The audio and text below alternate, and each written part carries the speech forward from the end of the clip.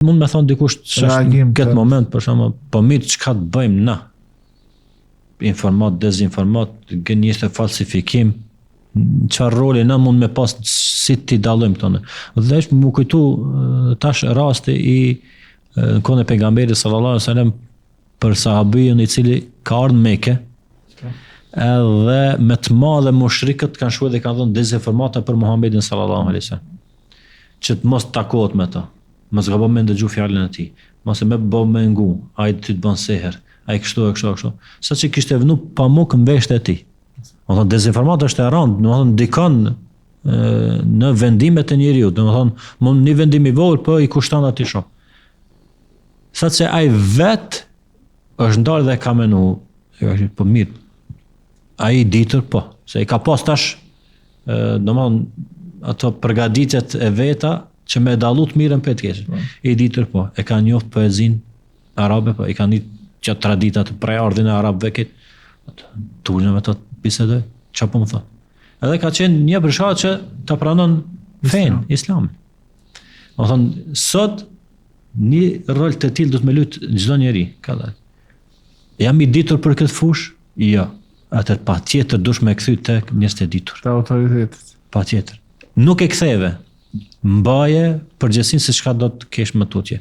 Do thonë, mund të kushtoje në besimin tënd, në ajo dezinformata, mund të kushtoje në ibadetet e tua, me adhuru Allahun këtë gabimisht, ndoshta në namaz, ndoshta në avdes, ndoshta në xherim, ndoshta.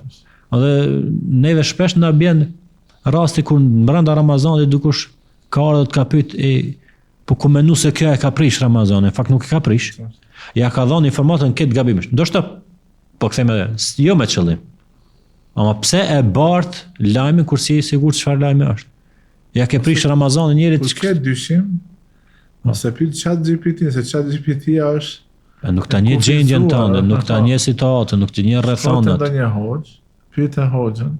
E kjo është me një problem. Njerëzit tash po mbështeten shumë në këto aparatet të mençura. Po, pas atë tash po edhe pastaj po e tregojnë atë banalitetin sa që dikush e vet se çka të pi, ku të dal, ata çelë derën, ata bëj këtë. Ajo është ndoshta është pak shenjë humori, po ka njerëz që për çdo send më të madhe të vogël, po. Për shembull, kjo është u përhapje të madhe. Ka disa simptoma në trupin e tij, edhe vetë ChatGPT. Çfarë smundi? Njeri, shko te mjeku. Nëse nuk i beson njeri, shko te i dyti, te i treti. Konstonin mos e le që dezinformata e tilla janë. Ka mundësi me citave zvese, ka mundësi me të adopsu bindjen, e mroki kjo smundje, me ta shpresën, me të kaplu stresi, depresioni. Po edhe i lashin më me dhon gabim. Po edhe i lashin të em gabim. Pasi s'ka përgjegjësi aty nëse ta ka dhënë gabim. Edhe interesant, para se më konë kjo ChatGPT, ka grupe në për Facebook, për forumet ndryshme, që pyesin për kështu punë mjek, aty nuk ka mjek në mesin e tyre. Pyetin prit njërin e tjetrin, me vendos për shnetin e fëmijës vet, duke pyetur, fëmia e ti nuk e ka të njëjtën situatë si fëmia e jot. Nuk guxosh ti ta marrësh informat edhe ky ja jep. Dezinformata mund me pas pasoja shumë traunë, do të thonë me një përfundim fatal.